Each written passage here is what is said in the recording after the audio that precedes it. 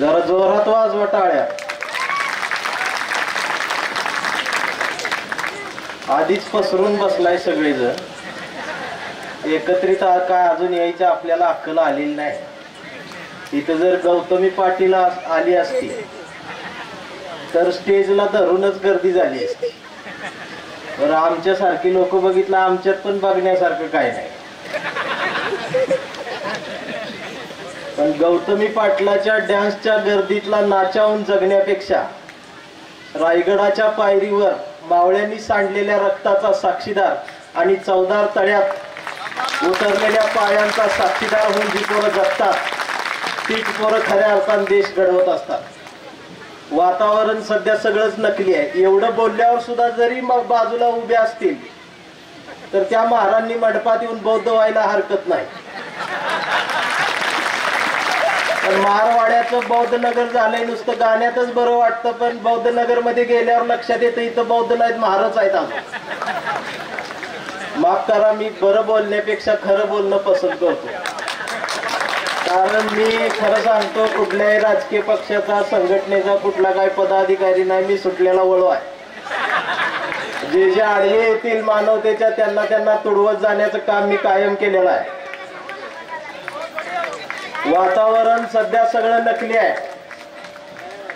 या नकली चाललेल्या वातावरणात खरं आणि सत्य काय? तर एका शाळेत एक शाळा तपासणारा इन्स्पेक्टर शाळा तपासायला गेला. आता जरा आवाज वाढल्यावर सगळी गोळा व्हायला लागली. त्यांना वाटलं ह्याच्यात काहीतरी आहे. जे जे येतील त्यांना बौद्ध करून घ्या, त्यांचं स्वागत आहे बौद्ध दरबार. वातावरण सगळंच नकली आहे. एका शाळेत एक शाळा तपासायला इन्स्पेक्टर गेला. त्याला वाटलं विद्यार्थ्यांना यांनी काही शिकवलंय का बघावं. म्हणून त्यातल्या एका विद्यार्थ्याला त्यानं उभा केलं आणि विचारलं, सांग म्हणला देशाचा पंतप्रधान कोण? ती पोरग रागान बघत म्हटलं, तसलं काय विचारायचं. इन्स्पेक्टर म्हणलं का? अरे म्हटलं महाराष्ट्राचा मुख्यमंत्री तरी सांग. ती पोरग परत रागान बघत म्हटलं, ती तर अजिबातच विचारायचं. इन्स्पेक्टर म्हटलं अरे का? तर तो विद्यार्थी म्हणाला, सर माफ करा, मला 10 रुपये देऊन इथं बसवलंय, मी काय शाळेचा विद्यार्थी नाही, मी नकली आहे. इन्स्पेक्टर चिडला, म्हणले शिक्षक कुठे आहेत बोलवा. मग शिक्षक आले. इन्स्पेक्टरने विचारलं, म्हणले सर विद्यार्थी नकली काय? त्यावर शिक्षकाने हात जोडले, म्हणाले सर माफ करा, त्याला 10 रुपये दिलेत, मला 100 वर ठेवले, मी बी नकली आहे. आता इन्स्पेक्टर परत चिडला, म्हणले हेडमास्टर कुठे आहेत? तर हेडमास्टर बाजूलाच लपून बसले होते. ते हात जोडून पुढे आले, म्हणले सर मला तर काहीच विचार नका, त्याला 10 दिल्या, त्याला 100 दिल्या, माझं पद मोठं आहे म्हणून मला 500 रुपये दिलेत, मी यांच्यापेक्षा जास्त नकली आहे, मी आजच पहिल्यांदा शाळा बघितली. इन्स्पेक्टर रागाला आला, म्हटला इथं सगळाच नकली कारभार सुरू आहे, तुम्हाला दंड भरावा लागेल. हेडमास्तर म्हटले त्याची तयारी करून ठेवलेली आहे, किती द्यायचं बोला.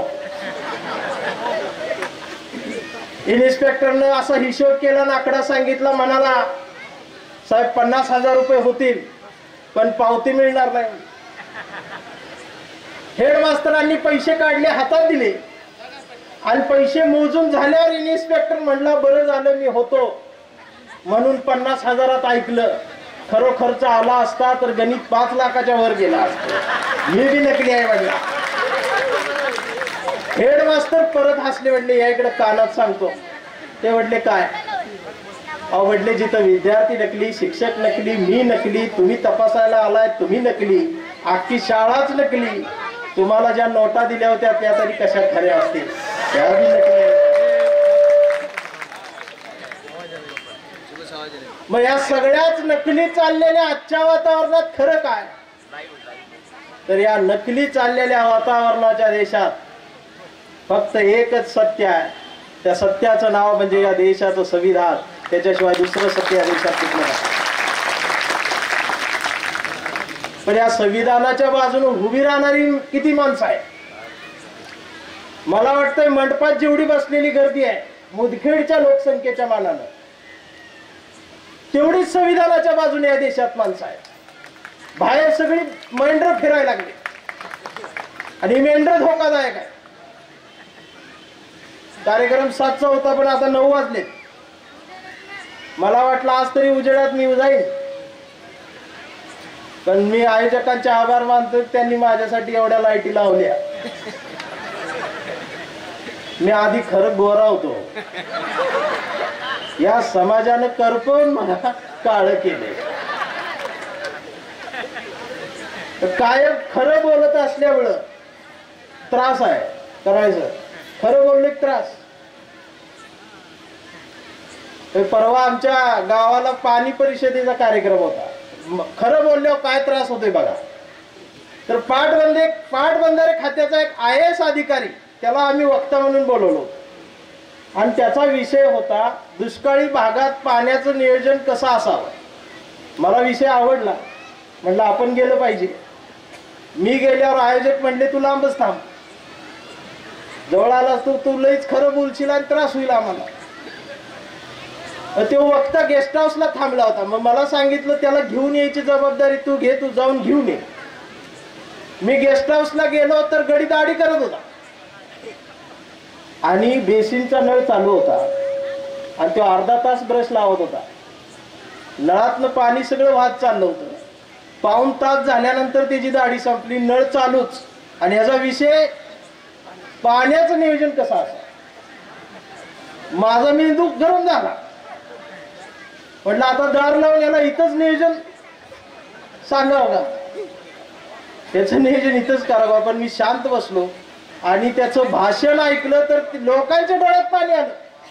एवढं भारी बोलला ते, पण माझ्या डोळ्यात पाणी नाही आलं. माझ्या अंगातलं पाणी गरम झालं आणि नेमका आभार मानायला मला उभं केलं. म्हणलं आता सापडला बरोबर. आणि जसं मी आभार मानायला उभं राहिलो तशी मी याला सांगितलं की ह्यो दाढी करताना त्यानं एवढं पाणी वाया घालवलं, ह्यालाच नियोजन समजा. एवढं बोलूच तर मला उचलला आणि मागं नेऊन मारला.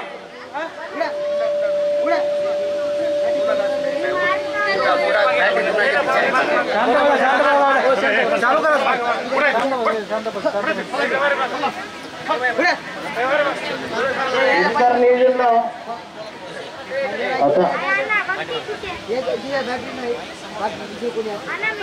अगर बॅटरी लागली आता कळलं का मी काळा का पडत चाललोय. आता कसा समाज एकत्रित आणायचा. कारण आमच्या मेंदूमध्ये शिक्षणाचा ध्यास नाही, बुद्धीमध्ये ज्ञानाचा वास नाही. अडाणी नाही आम्ही थोडेफार शिकलो. 1ली ते 10वी रोज प्रतिज्ञा बोललो, भारत माझा देश आहे. काही नाही हो, सगळे पोलिओचे डोस जेव्हा आम्हाला कळत सुद्धा नव्हतं तेव्हापासून पितो आहे. भारत माझा देश आहे. इथं येऊन बघा, प्रत्येकाच्या तोंडाला फेस आहे. सारे भारतीय माझे बांधव आहेत, कौरवांनाही लाजवतील असे चारा खाऊ पांडव आहेत. विस्तवासारख्या दंगली होतात, इथं प्रत्येक हाताला काम आहे. कारण बाबरीच्या ढिगाऱ्या खालून बुद्ध गायब आणि आता तिथं राम आहे. भाकरी मागणाऱ्यांचा आवाज, नोकरी मागणाऱ्यांचा आवाज आज एकाकी पडत चाललाय आणि जगाच्या नकाशात संविधानाचा देश आतल्या आत ढसाढसा रडत चाललाय. त्या ढसाढसा रडत चाललेल्या भारताची वेदना, त्या ढसाढसा रडत चाललेला भारताचा हंबरडा तुमच्या कानाखाली जाळ काढून कायम ऐकावं असं वाटत असेल आम्हाला. परवा सेन्सॉर बोर्डामध्ये आमचा हल्लाबोल नावाचा चित्रपट सेन्सॉरसाठी गेला होता. त्यावेळेला त्या चित्रपटामध्ये आमच्या दिग्दर्शकानं आमच्या महाकवीच्या कवितेच्या ओळी वापरल्या होत्या, नामदेव ढसाळांच्या. तर सेन्सॉर बोर्डानं अश्लील कविता त्या काढून टाकण्यात याव्या, अन्यथा चित्रपट प्रदर्शित करू दिला जात नाही असं सांगितलं. आमच्या दिग्दर्शकानं सांगितलं या कविता पद्मश्री पुरस्कार मिळालेल्या कवीच्या नामदेव ढसाळांच्या कविता आहेत. त्यावर तिथल्या अधिकाऱ्यांनी विचारलं होतं नामदेव ढसाळ कोण. मुदखेडच्या या धम्मक सभेच्या मंडपातून मी त्यांना सांगू इच्छितो, नामदेव तुमच्या सगळ्यांचा बाप होता आणि बाप आहे. मराठी साहित्यामध्ये नामदेव ढसाळाच्या कवितेच्या पायाखालची धूळ कपाळाला लावल्याशिवाय मराठी कवितेच्या मंडपात तुम्हाला जाता येणार नाही. एवढं मोठं काव्य आमच्या वामनदादापासून नामदेव ढसाळापर्यंत लिहिलं गेलं. परंतु नामदेव ढसाळांची कविताच अजून आमच्या पोरांनी वाचली नाही.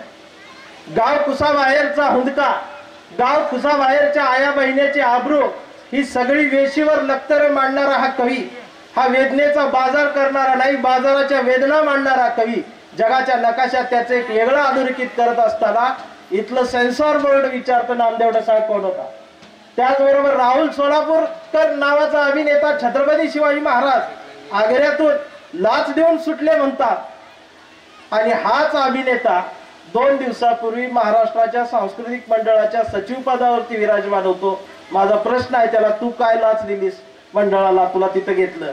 तरी सुद्धा आम्ही सगळे गप्पा आहोत, धम्म आहोत, शांत आहोत, कारण तुम्ही आधी सांस्कृतिक चळवळीची लढाईचं बंद केलेलं आहे. म्हणून मी येत्या मंगळवारी पुण्यात डेक्कनच्या चौकात कार्यक्रम घेतोय, तुमच्या सगळ्यांचा बाप नामदेव म्हणून.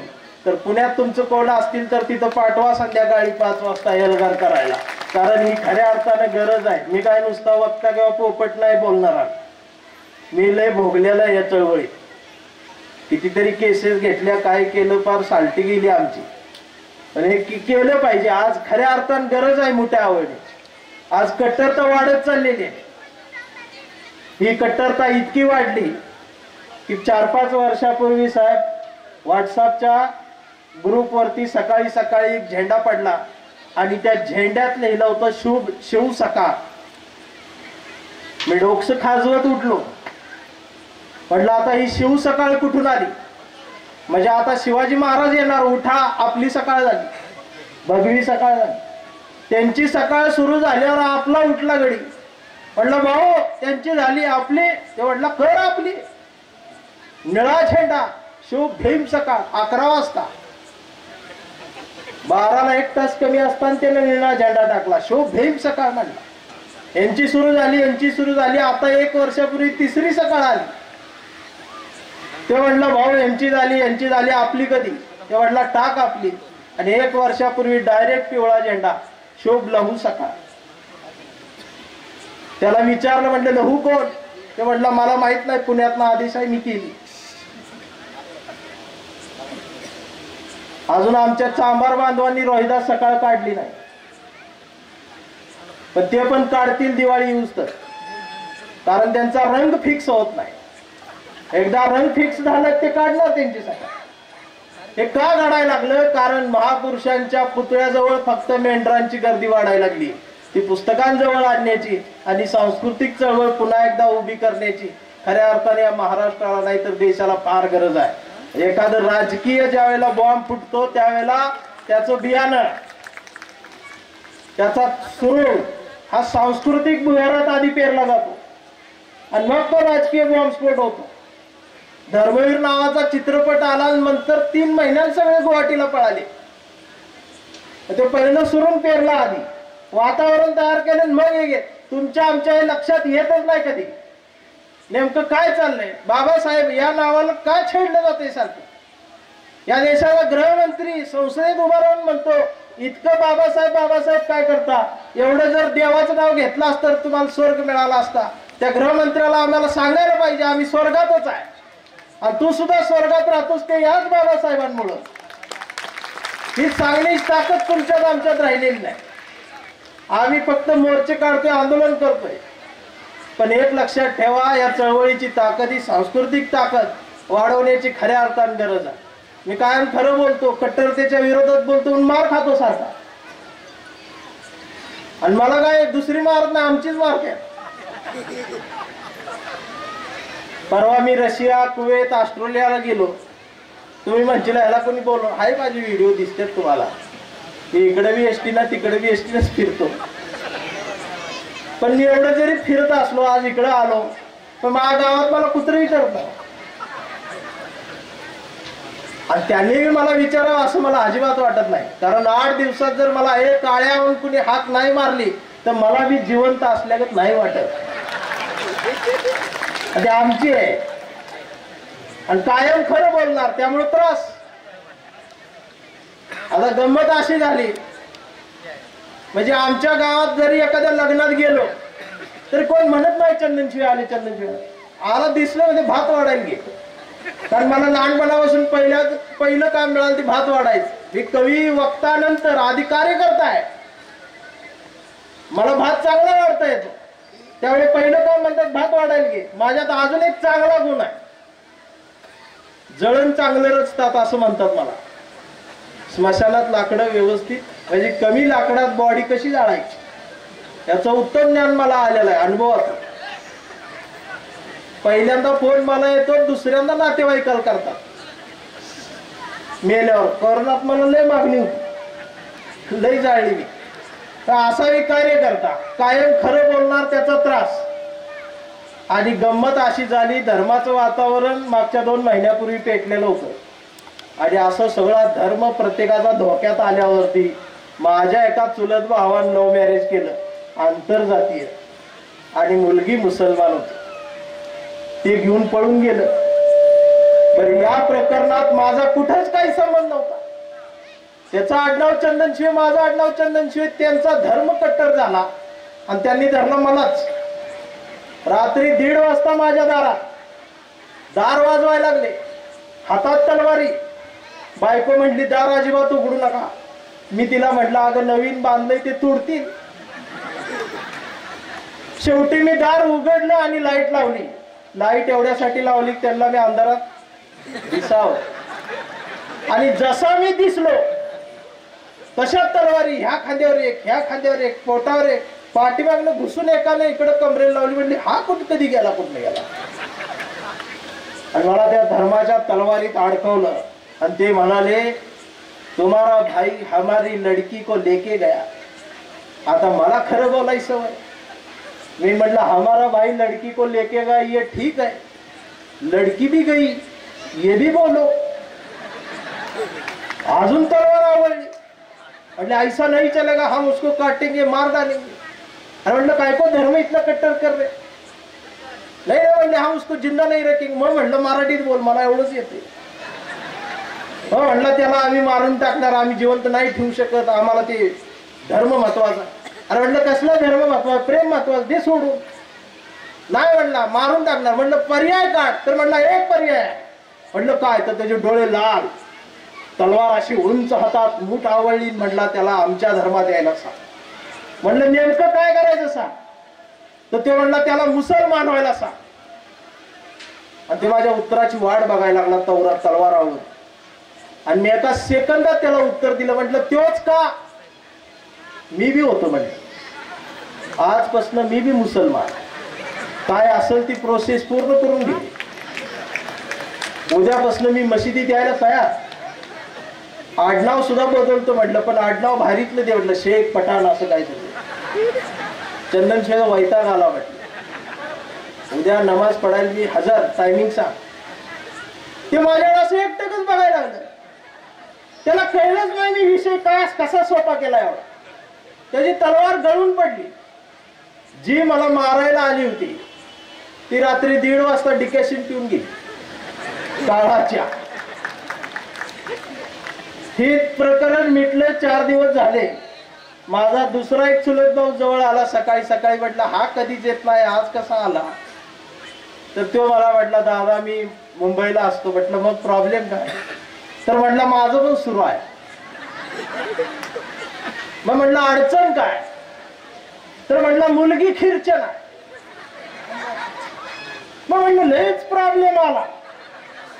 तर आपण खिरचन.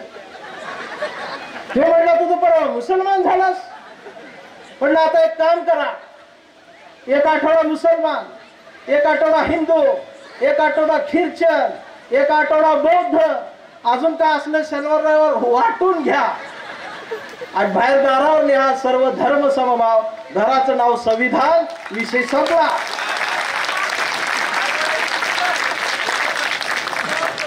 आणि त्या घराच्या भिंतीवर आतमध्ये एक वाक्य लिहा. ते म्हणला काय की इथं माणसं राहतात. आणि म्हणून कवितेच्या ओळी येतात की सारे धर्म ग्रंथ वाचले, ही सारे धर्म ग्रंथ वाचले, पण चालताना फक्त एवढीच चूक झाली, बोटाला जिभेवर न्यावं लागलं. मी धर्मालाच ठुका लावला आणि मी माणूस झालो. सोपं करायचं. परवा घर रंगवताना रंगांचीच फार भीती वाटली. परवा घर रंगवताना रंगांचीच फार भीती वाटली. लोक हरामी घराचा रंग बघून माणसाची जात ठरवतात, म्हणून मी अख्खं घरच पांढरं शुभ्र केलं. मी जातीलाच चुना लावला आणि मी माणसात आलो. हे माणसात येणं खऱ्या अर्थानं आज काळाची गरज आहे, पण तुम्ही माणसात यायलाच तयार नाही. बर, तुम्ही आम्ही सगळे दुसऱ्यांना जातीवादी बघतोय, पण सगळ्यात मोठे जातीवादी तुम्ही आहात. तुम्ही कुठे मागायला नीट बोलताय? मी डायरेक्ट जातींची नावं घेऊ शकतो आणि मी एससी आहे, माझ्या अट्रॉसिटी होत नाही. हे आपल्या बाबासाहेबांची कृपा आहे, त्यामुळे सगळ्यांना चुना लावू शकतो मी, त्यामुळे काय प्रॉब्लेम नाही आपल्याला. तुम्ही एवढ्या ह्याच्यात का अडकून ठेवलंय? सगळ्या कट्टरतेपेक्षा देश महत्वाचा आहे. भगवी कट्टरता, हिरवी कट्टरता, निळी कट्टरता ही ठेवा ना बाजूला. टू व्हीलरवर याच्या जय भीम, त्याच्यावर अशोक चक्र, त्याच्यावर नमो बुद्ध आहे, तोंडात मटेरियल जय भीम जय भीम.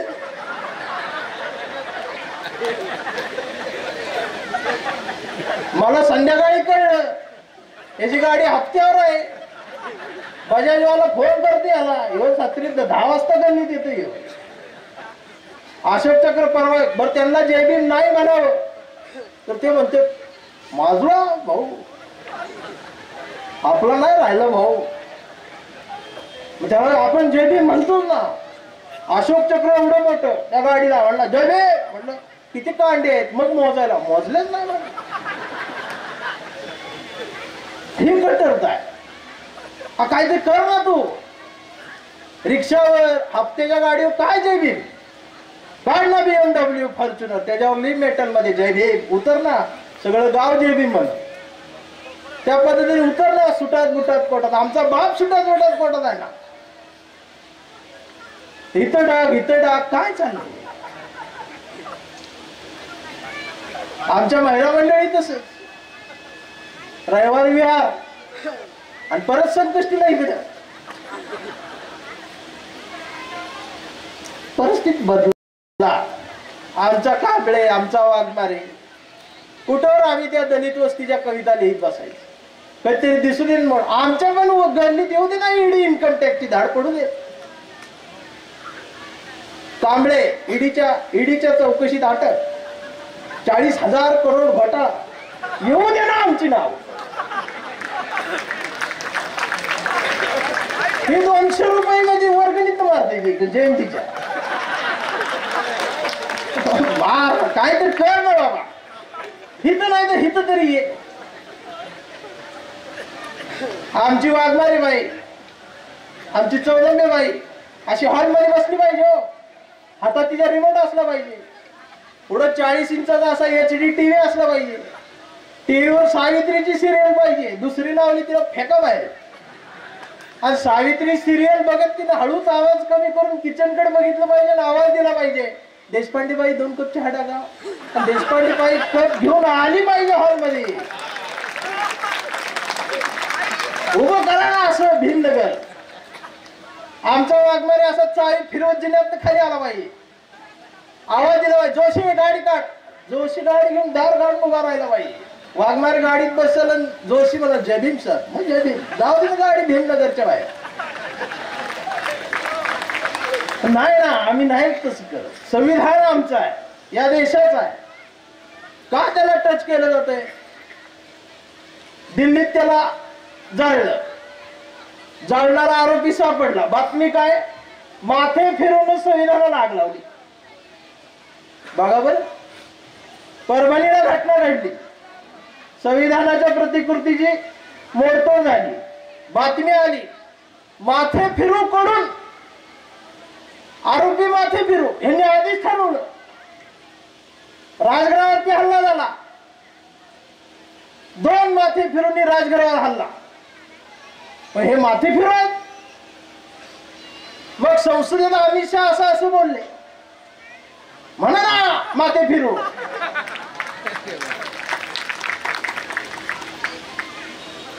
आवळ्या मुठ्या पॅन्थरचा काळ पुन्हा एकदा आणला पाहिजे.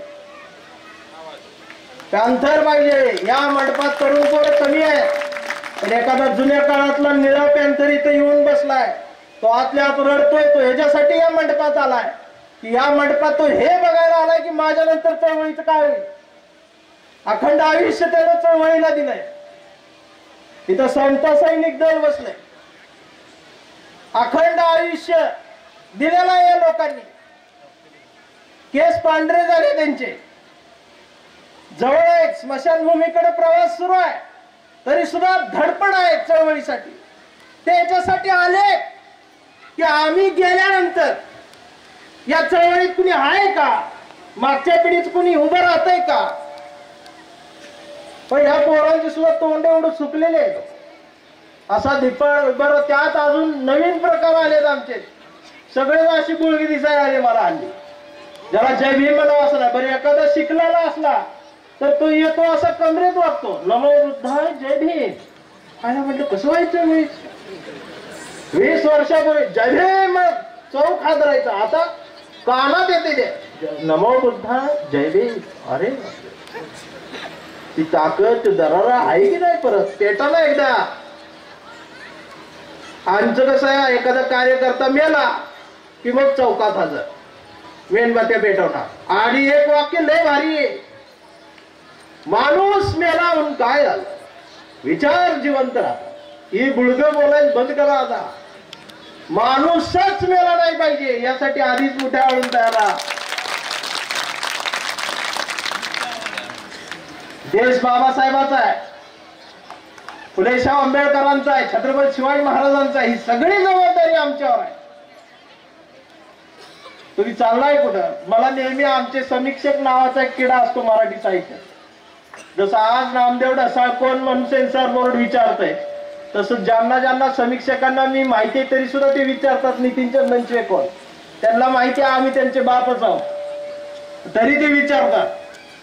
माझ्यावरती परवा एका समीक्षकांनी पुण्यातल्या लिहिलं की नितीन चंदनशिवे हा कवी फार भडक लिहितो, जाती धर्माची नावं घेऊन लिहितो, या कवीवरती बहिष्कार टाका. मी त्याला फोन केला, म्हणलं काय तुझा काय प्रॉब्लेम आहे. तर त्याने मला म्हणलं तू एवढा का पेटतोस, एवढा का ओरडतोस, हळू आवाजात पण सगळे सांगत जा. तर मी त्याला एक उदाहरण दिलं. मी 7वीच्या वर्गात होतो, त्यावेळी माझ्या वर्गात एक नाना म्हणून विद्यार्थी होता. तो आमच्या गल्लीतला होता आपल्या. आणि हो नाना गेल्या 15 वर्षापासून 7वीत नापास झाला होता. त्यावेळेला पुढे ढकलायची काही सोय नव्हती. एकदा नापास तर नापास. 15 वर्ष 7वीच्या वर्गात नापास. त्यात उंची त्याची 7 फूट, दाढी आली होती, मिशा वाढल्या होत्या. त्यात तो पैलवान, एक एक हात 15 किलोचा. पोरं त्याच्या गुडघ्याला आणि मास्तर कमरेपर्यंत येत होते. आणि त्यात आमच्या वर्गात मास्तरनं नियम केला होता की वर्गात विचारलेल्या प्रश्नाचं उत्तर जो विद्यार्थी बरोबर देईल. शिक्षक त्यावेळेस जरा आमचे ऍक्टिव्ह होते, आता जसे आमचे कराई सर ऍक्टिव्ह आहेत. त्या आमच्या मास्तरनं नियम केला होता, वर्गात विचारलेल्या प्रश्नाचं उत्तर जो विद्यार्थी बरोबर देईल त्या बरोबर आलेल्या विद्यार्थ्यानं वर्गातल्या सगळ्यांच्या कानाखाली मारायचे. याचा परिणाम असा झाला, पोरं अभ्यास करायला लागली. का? शिक्षकाचा मार खाल्लेला बरा, पण शेजारच्याचा का खावा. आणि गंमत अशी, 15 वर्ष नापास झालेला नाना, त्याला काहीच येत नव्हतं. तो नुसता 3 काढली त्याला 6 म्हणायचा. आणि परिणाम असा व्हायचा, तो सगळ्यातल्या वर्गातल्या पोरांचा मार खायचा. एखाद्या विद्यार्थ्याचं उत्तर बरोबर आलं ती पहिलं नानाकडे बघायचं. नाना सगळ्यात शेवटी बसलेला असायचा, उभा राहायचा, ये म्हणायचा मार. ते पोरग जायचं, त्याचा हात पोचायचा नाही, मग ते बेंचवर उभं राहायचं. आणि मग त्याला केस धरून जोरात बुक्की मारायचं, रक्त येऊस तर त्याला मारायचं. नाना सहन करायचा, नियमच असा होता. पण एवढा मार रोज खाणारा नाना शाळा कधी बुडवत नव्हता. रोज अर्धा तास येऊन आधी बसायचा. त्याला बघितलं माझा बीपी वाढायचा. मी म्हणायचो काय येते हे शाळेत. एक दिवस त्याला म्हटलं नाना तू शाळा सोड, तो आपल्या गल्लीतला आहे. म्हटलं तुला हे लोक मारतात, मला बघवत नाही. नाना डोळ्यात पाणी आलं. म्हटलं एक दिवस तुला कळत. शाळा सुटायची, नाना रडत जायचा, पोरं रडत जायची. घरी गेल्यावर सांगायची पप्पा आम्ही नानाला असा मारला, सगळं गाव हसायचं, नाना आपला गप गाल चोळत जायचं. आणि एक दिवस असा आला, आमच्या मास्तरनं वर्गात एक प्रश्न विचारला. प्रश्न पुस्तकाच्या बाहेरचा होता. प्रश्न होता, गावाबाहेर बायका जे धुणं धुतात त्या धुणं धुण्याच्या जाग्याला नेमकं काय म्हणतात? आम्ही सांगितलं वडा म्हणतात, वगळ म्हणतात, विहीर म्हणतात, नाला म्हणतात, नदी म्हणतात, डबकं म्हणतात, आड म्हणतात, जरा म्हणतात, पोरा म्हणतात, तळ म्हणतात, तलाव म्हणतात, एखादा तर म्हणला समुद्र म्हणतात. तरी मास्तर म्हणले चुकतंय, सगळ्यांचं उत्तर चुकलं. शेवटी नाना उभा राहिला. मास्तर म्हणले सगळ्यांचं चुकलंय, तू एखादं सांग. तर नानानं हळूच उत्तर दिलं. नाना म्हटला सर त्याला पाणवटा म्हणतात. पाणवटा म्हणतात म्हटल्या बरोबर मास्तर म्हटले नाना आज फक्त तुझंच उत्तर बरोबर आहे. आणि जसं नानाला कळालं फक्त आज माझं उत्तर बरोबर आले, सगळ्यांचं चुकलंय, नियमानुसार आज सगळ्यांना मी मारणार. जसं पोरांच्या लक्षात आलं आज नानावर संधी आली, पोरं बोलायला लागली. नानान पटकन जाऊन दाराला कडी लावली आणि नाना दाराजवळ थांबला. मुठ्या आवळल्या आणि पोरं बोंबलायला लागली. सगळं गाव शाळेभोवती गोळा झालं. दार पण उघडवला. शेवटी सरपंच खिडकीतनं वर आले. त्यांनी खिडकीतून बघितलं, पोरं बोंबलायला लागले, नाना थांबलाय. मास्तर खुर्चीवर थरथर थर कापायला लागले. सरपंच म्हटले सर काय झालं? मास्तर म्हटले सरपंच आज घोळ झाला, आज फक्त नानाच उत्तर बरोबर आहे, सगळ्यांचं चुकलं. तसा सरपंचाचा बीपी वाढला, कारण पहिल्या बेंचवर त्याच पोरग.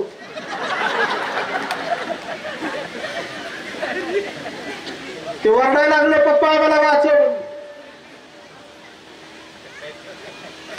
मग सरपंच म्हटले मास्तर पाया पडतो आज तुम्ही नियम बदला.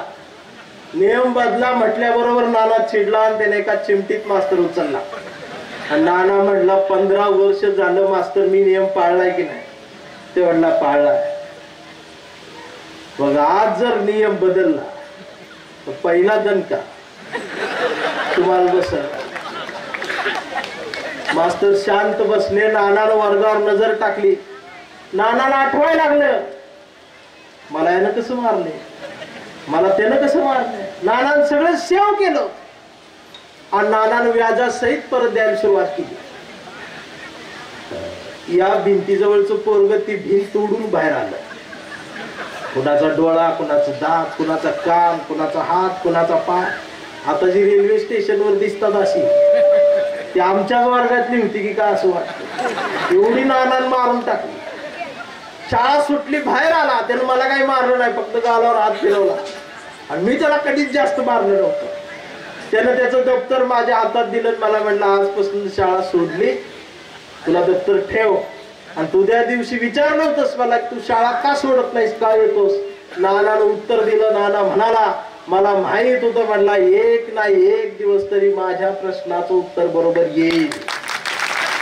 एक नाही एक दिवस तरी हा सूर्य माझ्यासाठी उगवल. मित्रांनो हा नाना दुसरा तिसरा कुणीच नाही. हा नाना म्हणजे तुमचा आमचा हा सगळा समाज आहे, जो 5000 पिढ्यांपासून या नियमात सगळं सहन करत आला. आणि हे सगळं सहन करण्याचा आमच्या आयुष्यात जर सूर्य उगवणारा दिवस कुठला उगवला असेल तर तो 14 एप्रिलचा होता. आमचा बाबासाहेब आमच्या जागी आला. आम्ही व्याजासहित परत द्यायला पाहिजे होतं सगळं, आम्ही नाही देऊ शकलो. आज बाबासाहेबांनी संविधान दिलं, त्याला हात घातला जातोय. म्हणून ती कविता येते की पहिल्यांदा ते दारात आले, त्यांनी हातात बायबल दिलं, म्हणाले हे वाच आमचा हो आमच्यात ये. पण मला भूक लागली होती, मागावं वाटलं, पोटासाठी 2 घास मागता आलं नाही. बाजूला आई उभी होती.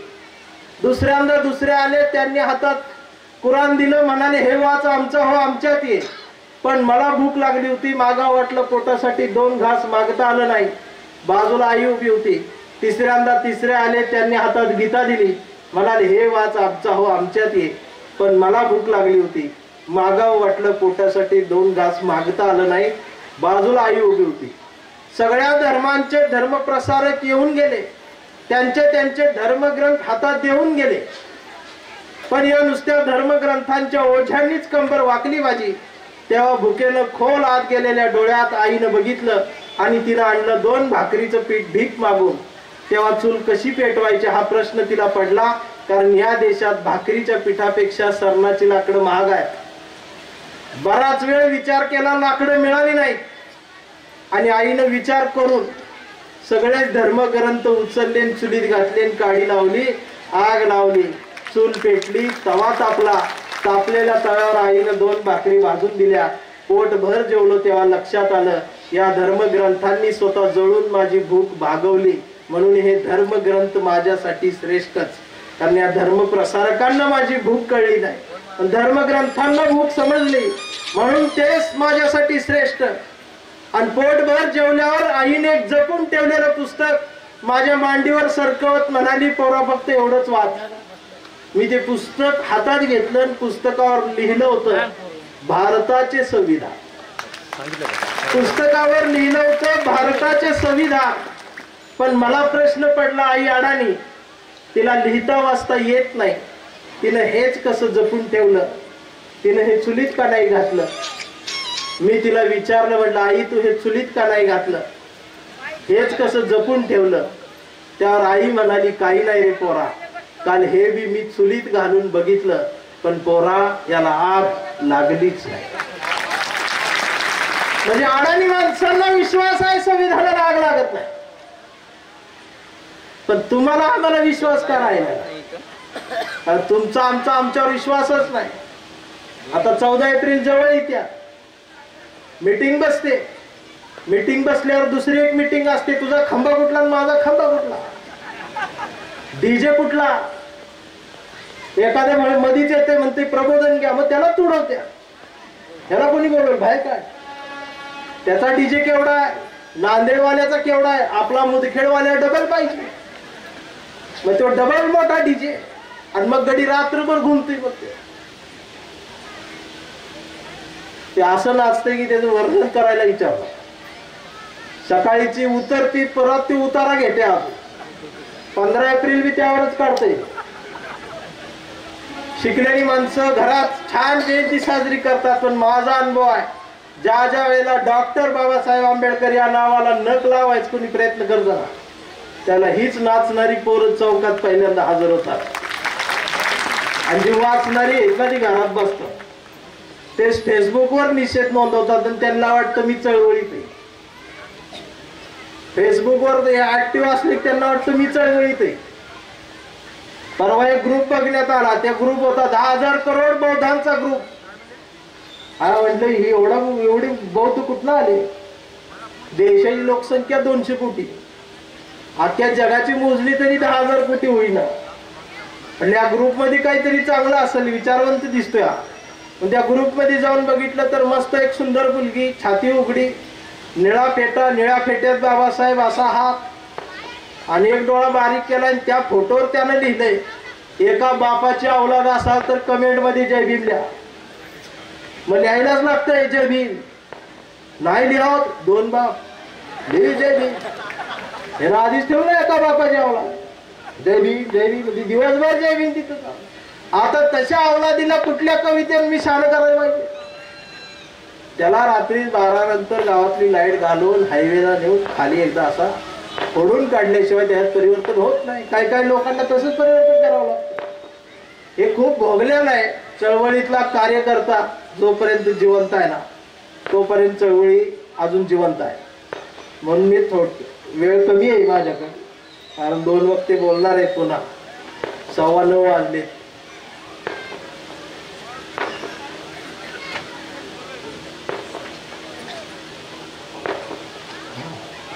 हाय ना, चिठ्ठ्या यायला लागल्या, थांबू नका म्हणा म्हणून. ज्या वयात चिठ्ठ्या यायला पाहिजे होत्या त्यावेळेला आल्या नाही. त्यावेळेला आम्ही पण काय प्रेम कविता लिहिल्या ना. मी पण प्रेमाचा खूप भुकेला आहे. अजून पण न्हाव्याकडे जर दाढी करायला बसलो आणि दाढी करून झाल्यावर न्हाव्यानं असे 2 हात जर गालावर फिरवले ते मला झोप लागते. एवढा मी प्रेमाचा भुकेला नाही. त्या काळात मला कोणी दखल घेतलीच नाही ना. मी एक चांगला किस्सा सांगतो तुम्हाला आणि मग थांबणारा एक कांबळे कविता घेऊन. ती चळवळ काय एकदा समजून घ्या. मी पुण्यात होतो, माझं लग्न झालं आणि मी कविता वगैरे लिहायचो आणि माझं एक स्वप्न होतं की माझी कविता पेपरला छापून यायला पाहिजे. म्हणून मी कविता लिहायचो आणि पेपरला पाठवायचो आणि रविवारी त्या सगळ्या पुरवणीला कविता छापून यायच्या, पण माझी कविता छापून यायची नाही. आम्हाला फार दुःख व्हायचं आणि ज्या कविता छापून आलेल्या असायच्या त्या बघितल्यावर मला वाटायचं या कवितेपेक्षा माझी कविता चांगली आहे, तरी पण माझी छापली नाही. मग चळवळीतला एक कार्यकर्ता मला भेटला, मला म्हटला तुमची कविता कधीच येणार नाही. म्हटलं का? तो म्हटला तुमचं आडनाव चंदनशिव आहे. म्हटलं काय करू? म्हटलं आडनाव बदला.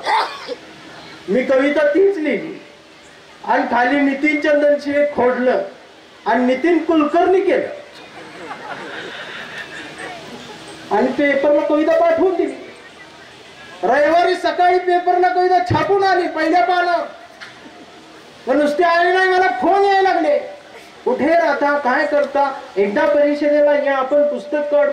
मी डोकसे खाल्लोच, म्हणलं एवढे दिवस काय बघत होता. म्हणजे आजपर्यंत त्यांनी माझं पाकिट फोडलंच नाही. कुलकर्णी महिला फोडलंय. पण माझी गंमत अशी झाली, मला ती कुणाला दाखवता येईना पेपर. का तर मी चंदनशिव आहे, त्याच्यावर नाव टाकलं कुलकर्णी.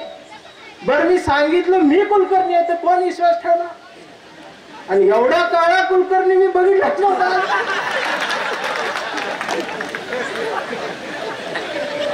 शेवटी वडिलांकडे गेलो, म्हटलं अण्णा माझी कविता छापून आली पण नाव बदलले. अण्णांनी डोक्याला हात लावला, म्हटले अरे ज्याच्या नावात बदल त्याच्या बापात बदल. पेपरच फाडला. मग आमच्या वडिलांनी सांगितलं आपला एक सम्राट नावाचा पेपर आहे, त्याला तू कविता पाठव. आणि मग ती सम्राट शोधून आणला. तेव्हा सुद्धा शोधून आणावं लागायचा, आता सुद्धा शोधूनच आणावं लागतं. कारण प्रत्येक गावात सम्राट वाचणारा एकच वाघ असतो, बाकी सगळी मेंढरच असतात. मग तो सम्राट आणला, मग त्याला ती कविता पाठवली, ती छापून आली. आणि मला पहिला फोन नांदेड जिल्ह्यात आला होता, गोडबोले नावाचा रिक्षावाला. तो माझा पहिला चाहता, माझ्या आयुष्यातला फॅन म्हणतात ना, आता लय झाले. तो पहिला मी आडनाव माझे लक्षात आहे. मग असा प्रत्येक तालुक्यातून मला एक एक फोन यायला लागला आणि मी त्यांच्यासाठी लिहायला लागलो. मी म्हटलं कोणीतरी आहे माझं वाचणार, आपण यांच्यासाठी लिहू. आणि एक दिवस असा फोन आला, आयुष्य बदलून गेलं. फोनवर पलीकडचा आवाज होता जय भीम. म्हटलं जय भीम, मी असा जय भीम ऐकलाच नव्हता कधी. असा कानात फोन खाड, म्हटलं जय भीम. ते म्हटलं दादा मी विलास वाघमारे बोलतोय, कोल्हापूर जिल्हा दानोळीगाव. म्हटलं बोला दादा. म्हटलं मी माझ्या गावात बाबासाहेबांची जयंती साजरी करत असतो, त्या जयंतीला तुम्ही प्रमुख पाहुणे म्हणून याल का? मला आयुष्यात पहिल्यांदा कोणीतरी जयंतीला प्रमुख पाहुणा म्हणून बोलवत होतं. बाजवी अशी छाती पुढे आली. मी असा फोन केला, म्हटलं मी येतो. ते म्हटलं तारीख शिल्लक आहे का? आयुष्यात पहिल्यांदा तवा कळालं, म्हटलं शिल्लक नाही ना सगळ्या. मी म्हटलं आहे मोकळाच आहे. ते म्हणले दादा मानधन किती घेणार? पहिलीच वेळ.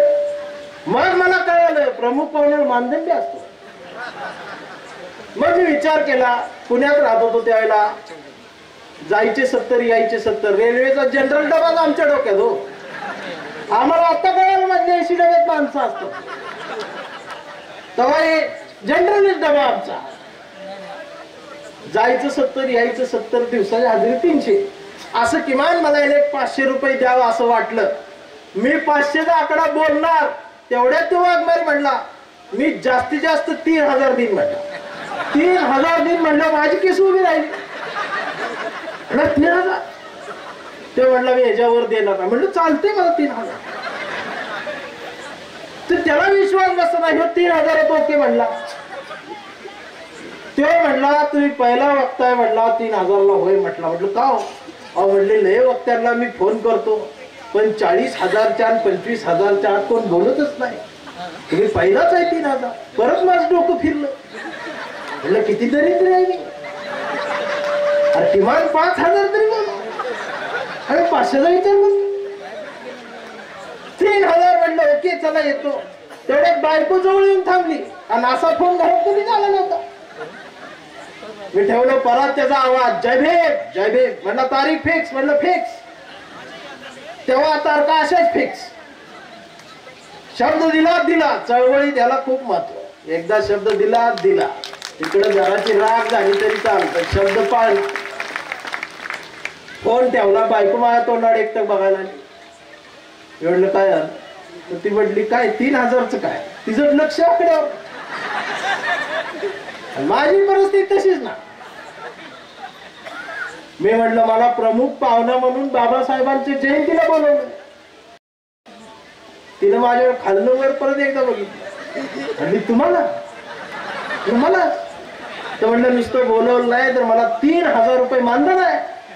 3000 मानधन आहे म्हणल्यावर तिने गाण्यावरच हात ठेवली पाहिजे. म्हणले खरंच. म्हणलं खरंच. तर तिचं वाक्य होतं. ती म्हणली मग या महिन्यात मिक्सर घे. ही चळवळ कशी आहे बघा. शेवटला तुम्ही रडणार आहे. ती म्हणली मिक्सर घेऊ. मी म्हणलं घेऊ. 3000 मिळणार नाही, एक्स्ट्रा येणार आहे. आणि मग ती जरा शिकलेली. आता खरं सांगतो आमचे लव्ह मॅरेज. हा ते पण देशपांडे आहे. मी बाबासाहेब कविता लिहिली. कुणी प्रेमात पडतो ना. आम्ही जांभळ असलो ती सफरचंद आहे. कविता बाबासाहेबांनी लिहिली ती प्रेमात पडली. मग तिला ते प्रॅक्टिस वगैरे सगळं माहित होतं. ती म्हणली भाषण व्यवस्थित झालं पाहिजे, चुकलं नाही पाहिजे, कागद हातात घेऊ नका, असं प्रभावी झालं पाहिजे, कविता पाठ करा. आणि मग तिने रात्रभर माझी प्रॅक्टिस घ्यायला सुरुवात केली. मी रात्रभर ओरडत होतो असं जमलेल्या उपस्थित असलेल्या माझ्या बहुत बघा.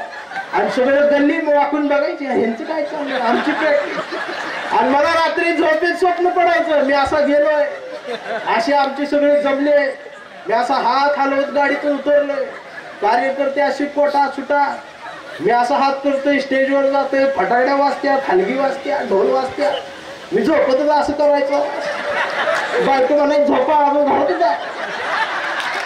आणि रोज संध्याकाळी विलास वाघमारे फोन तुम्ही येणार आहे ना. मी म्हणा मी येणार. आणि बायको इकडनं प्रत्येकाला फोन आम्ही मिक्सर घेणार, आम्ही मिक्सर घेणार, आम्ही मिक्सर घेणार, आम्ही मिक्सर घेणार. आणि माझी कविता पाठ असं तसं बाबासाहेबाशी. आणि शेवटी 14 एप्रिल दिवस आला. मी रेल्वेत बसलो. गाडी त्या जयसिंगपूर रेल्वे स्टेशनला अशी हळूहळू व्हायला लागली. आणि मी जरा हळूच वाकून बघायला लागलो. आता गर्दी दिसल, मग गर्दी दिसल, कोणीच दिसना. गाडी थांबली तरी कोण नाही. शेवटी इकडे तिकडे बघितलं, पिशवी हातातली घेऊन बाहेर आलो. मग त्याला हळूच मिस कॉल दिला. तो मिस कॉलच देत होतो आम्ही, बटनाच फोन होती. मग त्याचा लगेच फोन आला. मी 2 मिनिटात आलो. तो गडी रिक्षा घेऊन आला. ते पुढं बघितलं. म्हटलं रिक्षा दिसली का. बुद्धाचा हात आहे. म्हटलं दिसली. आपलीच आहे म्हटलं. त्याला म्हटलं तुम्ही रिक्षावाले. म्हटलं मी रिक्षावाला. माझ्या जे स्वप्नात मी संयोजक बघत होतो छोटा मोठा कार मधला, तो गेला. ह्यो रिक्षावाला. ते उतरले. पांढरा शर्ट, पांढरी पॅन्ट, खांद्यावर निळा रुमाल, केस वाढलेले, दाढी केलेली नाही. माझ्याकडे एकटक बघायला लागला. ते म्हणलं विलास वाघमारे होय. म्हटला या पुढे फोन ठेवला. त्याला बघितलं माझं स्वप्न अर्ध जळून राख झालं. त्याला बघून माझा मूडच गेला. जसा माझा मूड त्याला बघून गेला तसा त्याचा बी मूड गेला मला बघून. ते बी माझ्या वासून तो म्हटला तुम्हीच चंदनशील. म्हटलं होय मीच चंदनशील. मग मी जवळ आलो. म्हटलं चला. मग त्याच्या रिक्षात बसलो.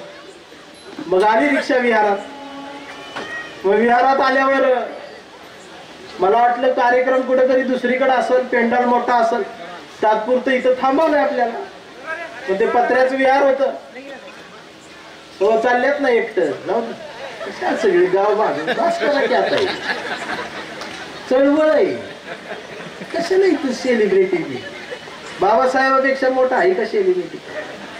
बसा ना बोलते मी. ती बी नंतर बोलणार आहे, मी बी नंतर जाणार आहे. मग काय हेच करायचं. शिस्त असू दे ना. आपण कधी जोशी देशपांडे सारखं ते लाजले पाहिजे. अरे कांबळे असे, हो ये साहेब असे. आता जो लेट येतो तुम्ही त्याच्यावर बघताय, तो असा हात करू दे, त्याला काय माहिती इथे काय चाललं. तो आले होते रागान बघा, ती गप तिथेच बसत.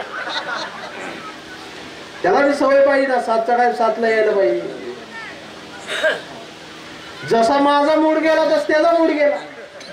विहारात आलो त्यानं असं फॅनला काठी मारली जोरात, मग फॅन चालू झाला. आणि मग मी त्याला विचारलं, म्हटलं कार्यक्रम कुठं आहे. तर म्हटलं इथंच आहे. 20 बाय 15चा हॉल. मी जे स्वप्न बघितलं होतं मोठा मंडप वगैरे ती जळलं. आणि मग विलास वाघमारेनं चटई टाकली, त्यानंच खुर्च्या लावल्या, त्यानंच माईक जोडला, वर चढला विहारावर, तिथं साऊंड जोडला आणि माईक जोडला आणि लागला बोंबलायला. सर्व उपासक उपासिका यांना विनंती. मला तेव्हापासून उपासक आणि उपासिका ही 2 प्राणी कसला असते अजूनपर्यंत बघायला. ते 2 तास बोंबलायला लागला तरी कोण येईना विहारात. 4 माणसं 10 वाजता आली, तंबाखू मळत माझ्याकडे बघत बस. मला भूक लागली. मी शेवटी या निष्कर्षापर्यंत आलो, 3000 रुपये आपलं घ्यायचं, घरला जायचं, बायकोला मिक्सर घेऊन जायचा आणि परत काय बाबासाहेबांना आल्याला लागायचं ना आपलं काम भलं, आपण भलं, परत ही चळवळ नको. 11 वाजले तरी माणसं येईना. मग विलास वाघमारे म्हटला थांबा, मी माणसं गोळा करून आणतो. माझा बीपीच वाढला, त्याचा हात धरला. म्हटलं मला सोडून का चाललाय, इथं कुणा जेव्हा टाकता, मी बी येतो म्हटलं चला. आणि मग आम्ही गावात घुसलो, लोक गोळा केली, आणली. मग विलास वाघमारे दार लावलं, मला डोळा मार, म्हटलं आता चालू करा. चालू झाला. 1 तास कार्यक्रम झाला. कार्यक्रम संपला, लोक गेली. विलास वाघमारे उठला, म्हटलं आभार मानतो. हा म्हटलं गेली सगळे, आता कशाला आभार. तर म्हटला नाही, त्यांना ऐकू जाते, त्यांची जर नावं नाही घेतली तर उद्या माझा हालच करतील. मग मला कळालं, चळवळीत काम करा नाही तर नाही करा, नाव घेतलं पाहिजे. नाव लय महत्वाचं असतं. पत्रिकेत नाव टाकलं पाहिजे, नाही टाकलं तर ती बदनाम करते. शाळा कार्यक्रमाची वगैरे नाव लय महत्व त्याच्या. मग त्याला अर्धा तास आभार मानले आणि मग सगळं झाले. रात्री 1 वाजला. मग तो चटई गोळा करायला उठला. माझ्या लक्षात आलं आता ह्यो जर सगळं आवरायला लागला तर 3 वाजतील. मग मी ते प्रमुख पाहुण्याच कातडं काढलं. मी खाली उतरलो, चटई धरली. बरं एखादा कार्यकर्ता म्हणतो तो मी प्रमुख पाहुणे कशाला काम करता, सोडून द्या. तेव्हा असं काही बोलला नाही. ते उलट म्हटला तुम्ही इकडनं धरा, मी तिकडनं धरतो. आणि त्यानं 2 मिनिटात त्याचा कार्यकर्ता मला कसा केला मलाच कळालं नाही. आम्ही सगळं आवरलं, माझ्या जवळ आला. म्हटलं तुमच्याकडे एकच बॅग आहे का. म्हटलं होय. म्हटलं विलास दादा, काय भूक लागली. म्हटलं तुम्ही आल्यापासून विचारलं सुद्धा नाही. अहो म्हटलं मी एकटंच करतोय, बघताय ना. हॉटेल बंद झाली. म्हटलं हॉटेल बंद झाली म्हटलं माझ्या पोटात गोळा. म्हटलं ठीक आहे उपाशी मरीन, पाकिट तरी मी मनातल्या मनात कसं मागणार. शेवटी तो म्हटला हॉटेल बंद झाली म्हणून काय झालं, परत आवाज वाढला. चला म्हटलं घरी जे असेल ती खाऊ. मग माझ्या लक्षात आलं चळवळीतला कार्यकर्ता उपाशी करून देत नाही, कुठेतरी घेऊन खायला घालतो. आणि मग त्याच्या गाडीत बसून त्या दारात आलो. सगळं शांत करली. मग जो 7 वाजल्यापासून मी विलास वाघमारे बघितला होता, वाघासारखा डरकाळी फोडणारा, ते एकदम दाराजवळ आला आणि त्याचा खांदच खाली गेला. हे काय आलं. आणि त्याने दार एकदम असं हलवून वाजवलं. एकदाच अशी कडी वाजवली. म्हटलं उज्ज्वला, ह्याला काय आलं. मग माझ्या लक्षात आलं आज मी उज्ज्वला डेंजर आहे. मी त्याच्या मागे लागलो असा. आणि तिने खाड दिशी दार उघडले. काय किती वर्षे. मग ते असा पदर खोचलेला, केस विस्कटलेले, कानात दागिना नाही, लिंबाच्या काड्या या, इथं नाकात लिंबाची काडी, हातात 1-1 बांगडी, कुंकू असा लागलेला, गळ्यात काळा दोरा, त्यात एखादा मणी डुप्लिकेट. मी ती वाकून उज्ज्वला बघून घेतली. आणि मी वाकून बघताना तिला मी अंधारात दिसलो. आणि ती मला बघून वरडलीच. म्हणजे ही कोण आहे. मग विलास वाघमारे म्हटलं आजचे प्रमुख पाहुणे जयंतीचे. ते म्हटले इकडं का आणले. ते म्हटलं हॉटेल बंद झाली. मग आम्ही आत आलो. तर आत आल्यावर बघितलं पत्रा निळा, बाजूचा पत्रा निळा, आत बारडी ठेवली होती ती निळी, त्याचं डबडं होतं ती निळं, खाट निळा, पाणी साठवायला सिमेंटचा हौद आणला होता, त्याला आधी कलर नव्हता तर ह्यानं निळा केला होता. जी दिसल ती निळच. खाटावर 2 पोरं झोपली होती त्याची, ती रंगवता येत नाहीत म्हणून ती ती निळीच झाली. सगळीकडे बघितलं, कुठेच कुठला देव नाही, स्वामी नाही, बाबा नाही, महाराज नाही. खाटाच्या खाली वाकून बघितलं तर सगळी पुस्तकच. मग माझ्या लक्षात आलं माणूस पैशान गरीब आहे पण विचारायला श्रीमंत आहे. आणि त्या भिंतीवरती बाबासाहेब आणि रमाईचा एकत्रित फोटो. तिथं असे ते मच्छर विच्चर असे उडत होते म्हणून ते अशी मरकुरीला ट्यूबलाईट लावली होती. ती असे डोळ्यात वगैरे येतात म्हणून आमच्या त्या उज्ज्वलाने एक कागद असा तेलात भिजवून तिथं बांधला होता. मग ती सगळी पाखरं त्या तेलाच्या कागदाला चिटकत होती. पलीकडे 2 पाणी बसल्या होत्या. एखादं पाखरू वेगळं झालं की ती पटकन पाणी धरत होती. वेगळच बघायला मग मला लक्षात चळवळ अशीच आहे. तो तेलाचा कागद म्हणजे बाबासाहेब. ती पाखरं चिलटवायची कार्य करते. आणि तिकडे त्या 2 पाणी बसले. ते हळूच पाखरू बाजूला आले खाट्यात. ती म्हटलं राजकीय पुढारी आमचे पटकन अशी इचरत्यात, पटकन अशी इचर. अशीच वाट लागली चळवळी. मग विलास वाघमारे म्हटला दादा जेवायला बसा. तर ती उज्ज्वला अशी जेवण आणत होती पण अशी ती आपटत होती. तिला मी तिच्या घरात नको. आम्ही जेवलो तर ते तिच्याकडे हसत बघतोय, ती माझ्याकडे रागाने बघते, ती त्याच्याकडे रागाने बघते. पोट भरले परत माझी ट्यूबलाईट पेटली. म्हटली 3000 म्हणजे तू माझी बायको वाट बघायला. मग जेवण झाल्यावर तेच म्हटला दादा तुमचं मानधन. म्हटलं द्या द्या द्या. मग उभा राहिलो. तिनं ते ताट आणलं. ताटात ती शाल पाकिट, त्यानं मला निळा नाम वाढला.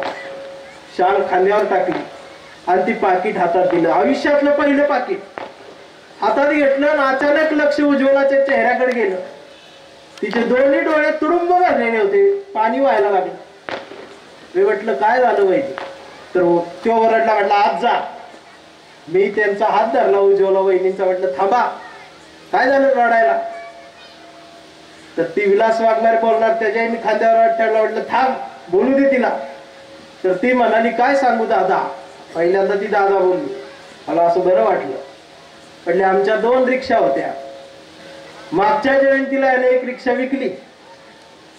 आता ह्या जयंतीला पण दुसरी रिक्षा विकायला चालला होता.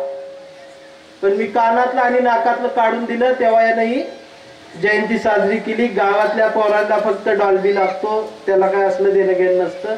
पण हे सगळं घर जाळून हे करतंय. माझ्या काळजात असं चर झालं. पण मला पण माझी बायको आठवली ना, जी मिक्सरची वाट बघायला लागली. मी मनात म्हटलं तुझी रिक्षा गेली मी काय करू. मी ते पाकिट घेतलं. ती आतल्या बाजून झोपायला गेली. मी झोपलो. बाजूला विलास वाघमारे झोपला. 10x10 खोली. 2 सेकंदात ती घोरायला लागला. त्याचा घोरण्याचा आवाज यायला लागला. मला आश्चर्य वाटलं याला झोप कशी लागली. मी त्याच्या चेहऱ्याकडे नीट बघितलं. माझ्या लक्षात आलं सगळ्या गावाचा विरोध असताना सुद्धा नाचून नाही तर वाचूनच मी जयंती साजरी केली. घर जाळून घेतलं पण त्या स्वाभिमानात विलास वाघमारे घोरायला लागला. आणि तो घोरता घोरता त्यानं चळवळीचा किडा माझ्यात सोडला आणि तो चळवळीचा किडा माझ्यात घुसला. माझं लक्ष त्या बाबासाहेब आणि रमाईच्या फोटोकडे एकटक राहिलं. दोन्ही डोळ्यातनं पाणी व्हायला लागलं. मी विचार करायला लागलो मी कोण आहे. मी वक्ता आहे, पोपट आहे, जो भाषण पाठ केले ते बोलायला आलोय. हा आहे.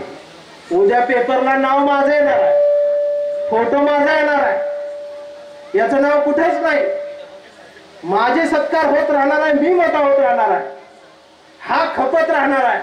पण एक लक्षात माझ्या आलं विलास वाघमारे सारखा कार्यकर्ता जोपर्यंत जिवंत आहे तोपर्यंत डॉक्टर बाबासाहेब आंबेडकरांची चळवळ जिवंत आहे. म्हणून मला माईक मिळतोय, म्हणून मला स्टेज मिळतोय. या मैदानावर माझा हक्क नाही म्हटलं. बायकोला काय सांगायचे ते सांगू.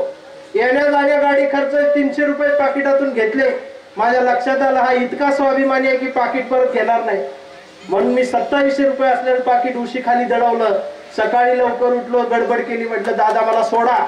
त्याच्या पाकिट हातात दिलं नाही. त्या उशीकडे बघितलं, बाहेर निघाल, चप्पल घातली. तेवढ्यात आठवून आवाज आला, म्हटली दादा थांबा.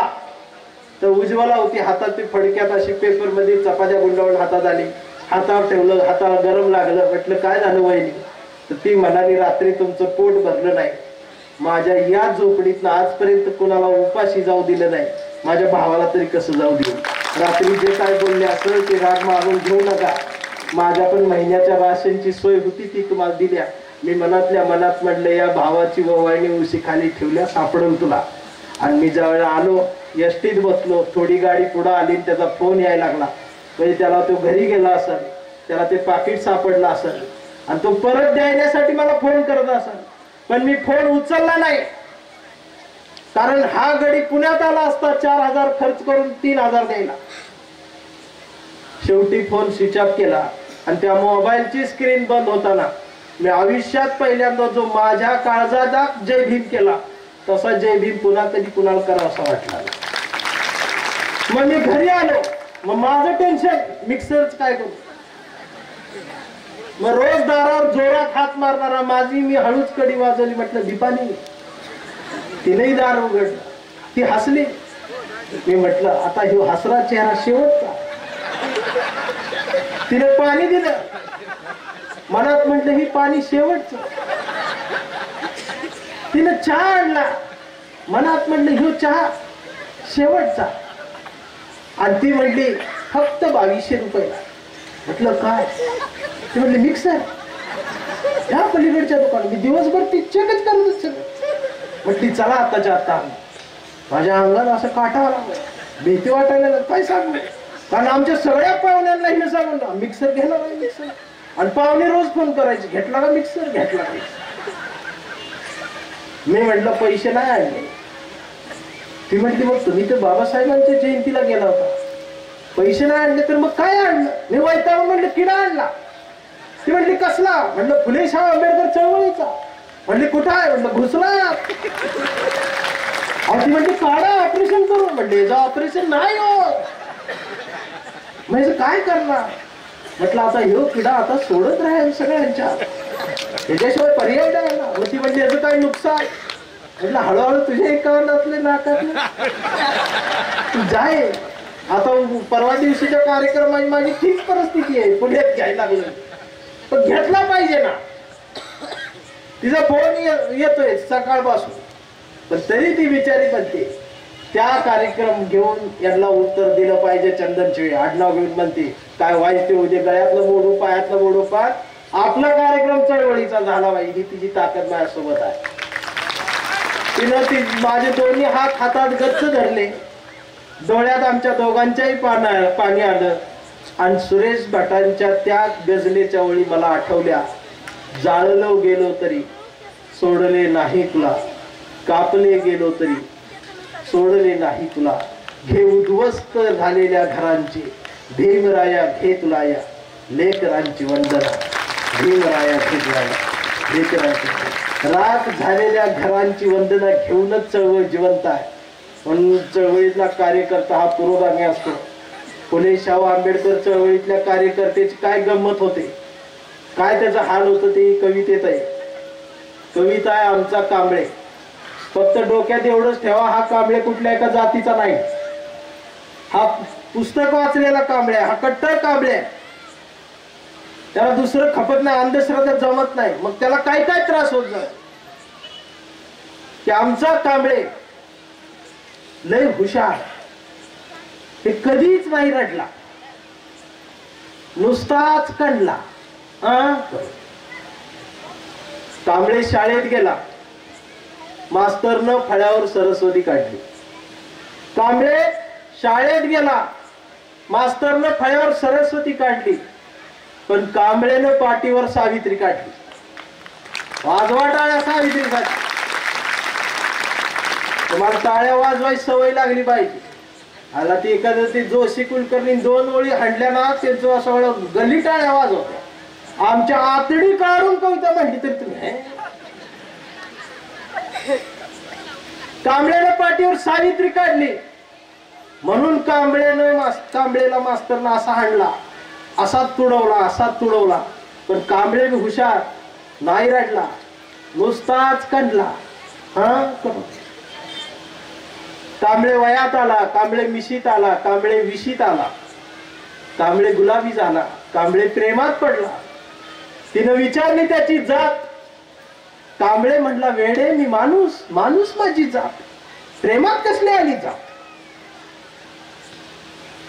मग तिनं पण बरोबर ओळखली जात. माणूस माझी जात म्हणणारी या देशात एकच जात. मग तिनं बी कांबळेला असा तुडवला, असा तुडवला, असा तुडवला. पण कांबळे बी हुशार, नाही रडला, नुसताच काढला. कांबळेचं लग्न ठरलं. घरचे म्हणाले मुहूर्त पहा. कांबळे म्हणला पटत नाही, गाडगे बाबा वाचा. नातेवाईक म्हणले सत्यनारायण. कांबळे म्हणला जमत नाही, फुले वाचा. भावकी म्हटली जागरण गोंधळ बोकड तरी का. कांबळे म्हटला पटतच नाही, बाबासाहेब वाचा. मग घरच्यांनीच कांबळेला दार लावला. असा तुडवला, असा तुडवला, असा तुडवला. पण कांबळे हुशार, नाही रडला, नुसताच काढला. कांबळे चळवळीत आला. चळवळीचा सगळा इस्कूट बघितला, गटतट, RPI, A B C D. दिवाळीपर्यंत आता झेड पर्यंत जाईल. झेड संपले की रोमन अंक काढतील, पण गट काढतील. कांबळे सगळ्यांना म्हणला, सगळ्यांनी एकत्रित या, बाबासाहेब समजून घ्या. मग सगळे एकत्रित आले आणि एकत्रित येऊन कांबळेला असा तुडवला, असा तुडवला, असा तुडवला. पण कांबळे बी हुशार, नाही रडला, नुसताच काढला. परवा कांबळेच्या मुलानं कांबळेला विचारलं. आता कांबळे म्हातार झाला, मग ते इंस्टाग्रामवर पोरग रील बघत ते असं. परवा कांबळेच्या मुलानं कांबळेला विचारलं, पप्पा फुलेशाह आंबेडकर कोण, ही संविधान काय भानगड. आता मात्र कांबळे पेटला. सगळ्या गावभर पेरलं पण घरातच उगवलं नाही. मग त्यानं पोरालाच असा तुडवला, असा तुडवला. पण चिरंजीव कांबळे हुशार, तो बी नाही काढला, तो दोनदा काढला करून. मग याच्या लक्षात आलं डीएनए मधलं ही डबल केलं, तर विचार काय केलं. आणि आता कांबळे वेडा झालाय, वेड्यांच्या दवाखान्यात असतो. कांबळे वेडा झालाय, वेड्यांच्या दवाखान्यात असतो. कांबळे कट्टरतेच्या विरोधात बोलतो. कांबळे मानवतेच्या बाजूने उभा राहतो. पण कांबळेच्या एका हातात कुठल्या रंगाची चिंधी नाही. कांबळेच्या हातात या देशाचा तिरंगा आणि मांडीवर संविधान गच्च आवळून धरले त्याला. पण डॉक्टर सुद्धा कांबळेला असे तुडवतायत, असे तुडवतायत, असे तुडवतायत. तर कांबळे नाही रडत, तो नुसताच करतोय करून. हा कांबळे जोपर्यंत जिवंत आहे तोपर्यंत हा देश जिवंत आहे. हा कांबळे जोपर्यंत जिवंत आहे तोपर्यंत ही चळवळ जिवंत आहे. आता अनेक जण शेवटपर्यंत बसले, पण काही काही लोक शेवटपर्यंत अशीच बसली, जरा सुद्धा हसली नाही, जरा सुद्धा इकडं तिकडं बघितलं नाही. ती शेवटपर्यंत असं त्याच्या मनात हेच होतं, नाचणार का नाही, हे का आणले असलं. पण एखाद्याला वाटत असेल हे ना मला लय बोलले. काल एका ठिकाणी भाषण झालं, एक जण लाजून माझ्याजवळ आला. म्हटलं काय झालं. म्हटलं मी घरी जाऊन आज मारून घेणार आहे स्वतः. म्हटलं का. म्हटलं मी एकतर तुमचं ऐकायला नाही पाहिजे होतं, पण आता ऐकले, आता मला झोप लागणार नाही. 2 वर्ष मी मारून घेतो स्वतः. तुमची अवस्था अशी नको व्हायला. हसत राहा, खेळत राहा. इतकं बी असं गंभीर होऊ नका, प्राध्यापक समीक्षक वगैरे असल्यासारखे. हसण्याची चळवळीला गरज आहे. खळखळून राहा. नाद पाहिजे ना चळवळीचा, तो राहिला नाही. एखादं म्हणतं जगून काय करायचं, कार्यक्रम घेऊन काय करायचं. आता एवढा मोठा कार्यक्रम, ते म्हणणार एवढा मोठा कशाला घेतला, ते चंदनशिव कशाला बनवायचं, काय करायची गरज होती का, एवढा खर्च कशासाठी. मग त्यांच्यासाठी उदाहरण आहे. आमच्याकडचा माणूस एक तरुण मुलगा लग्नाला आला, तो म्हणला मला विदर्भाची मुलगी करायची, म्हणून आम्ही त्याला विदर्भात घेऊन आलो तुमच्या वर्ध्याला. ते एका छोट्याशा खेडेगावात गेलो, तर त्या गावात सगळा कापूसच. त्यानं पहिल्यांदाच हा विषय एवढा कापूस बघितला. आणि त्या डोक्यात आलं कापसाच काय करायचं. ते डोक्यात तोच प्रश्न विचार, एवढ्या कापसाच काय करायचं. आम्ही बसलो, मुलगी समोर आली, मुलगी आम्ही बघितली, मुलगी सुंदर. त्या मुलीचा वडील आम्हाला त्याला म्हटला, नवरदेव मुलीला प्रश्न विचारा. ते म्हटलं ती जाऊ दे, कापसाच काय करायचं. मग आम्ही जो बसलो, पोहे खाल्ले, चहा घेतला, बाहेर पडलो, गाडीत बसलो. मी विचारलं, म्हटलं कशी काय मुलगी. ती जाऊ दे, कापसाच काय करायचं एवढ्या का. म्हणले ह्याला काय झालं. आम्ही गावात पोहोचलो, गावाला तिकडे जाऊ. गावातल्या मित्रांनी विचारला कशी काय मुलगी. ते म्हटलं ती जाऊ दे, एवढ्या कापसाच काय करायचं. त्याला 24 तास एकच प्रश्न, एवढ्या कापसाच काय. हळूहळू ती येडा झाला. त्याच्या तोंडात एकच वाक्य, एवढ्या कापसाच काय करायचं, एवढ्या कापसाच काय करायचं. शेवटी त्याची दाढी वाढली, केस, घरच्यांनी सुद्धा त्याला सोडून दिलं. म्हटलं आता याचा विषय संपला, द्या हाकलून. त्याने घर सोडलं. मग गावात चौकात ती बसायचं, कापसाच काय, जे दिसत त्याला कापसाच काय करायचं, कापसाच काय करायचं. एक दिवस त्याला भजी दिली कोणतरी पेपरात.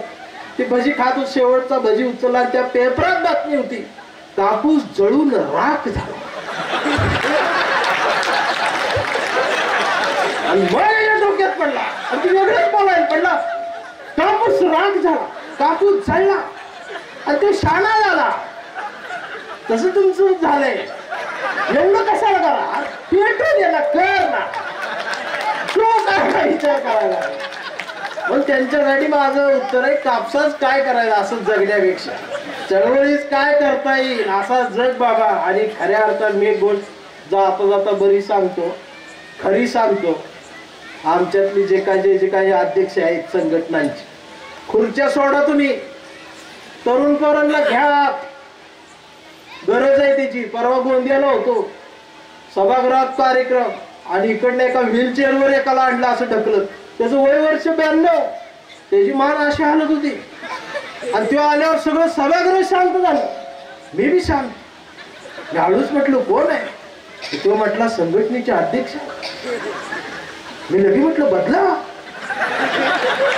कशाला एवढं वय झालं तू. म्हटलं हळू बोला. म्हटलं का. तर त्यानं सांगितलं, अहो ते जिवंत, ते अध्यक्ष आहेत म्हणूनच जिवंत आहेत, पद काढली लागणार. आणि जे खुर्ची ढकलत होतं ते वय वर्ष 85, त्याची मला अशी हालत होती. मग मी नीट बघितलं तर ते म्हणत होते त्याला हळू, तू उठ, मला काय कळ बसू, तू उठ, मला काय. आणि सचिव पुढे तोंडच बघत होता. अध्यक्ष गेला मी लगे बसणार ह्या तयारीत. उपाध्यक्ष कधीच अध्यक्ष होत नाही, कारण जो उपाशी असतो तो उपाध्यक्ष. अध्यक्ष पदासाठी जो उपाशी तो उपाध्यक्ष. हे आता अध्यक्ष उपाध्यक्ष सचिव यातलं पडा बाहेर, वाटोळ झालं चळवळीचं. या एकत्रित नाव बिव सगळं ठेवा. स्वतःला मिरवण्यापेक्षा चळवळ आणि बाबासाहेब गिरवणं खऱ्या अर्थानं काळाची गरज आहे, ती झाली पाहिजे. त्याच्यासाठी हा मंडळ उभा आहे. म्हणा एकदा जय भीम. गरज आहे याची. मला या ठिकाणी बोलवलं त्याबद्दल धन्यवाद. नितेश कराळे सर बोलतील, सर बोलणार आहे. इथं मी आभार वगैरे मानणार नाही, माफी पण काय मागणार नाही. ज्याला एखाद्याला राग आला असेल त्याला विनंती एवढीच आहे, मला सुरक्षित जाऊ द्या. तुझ्यात किडा सोडलाय, वळवळ ठेव, ती गरज आहे. म्हणून आभारांचे भार कशाला, सत्कारांचे हार कशाला. मनात एक घरट बांधूया बाबासाहेबाच्या चळवळीचं. त्या चळवळीच्या घरट्याला दार कशाला. जुळजुळ त्या बाबासाहेबाच्या चळवळीच्या झऱ्याला आपल्या घामाचं पाणी देत राहूया. मिनमिन त्या बाबासाहेबाच्या चळवळीच्या दिव्याला आपल्या ज्ञानाचा उजेड देत राहूया. आणि जोपर्यंत चळवळ, ही धम्म परिषद, हा मंडप, हे आयोजक संयोजक तुमच्या आमच्या मनाला साथ घालत राहतील, त्याला कायम असाच प्रतिसाद देत राहूया. जय भीम.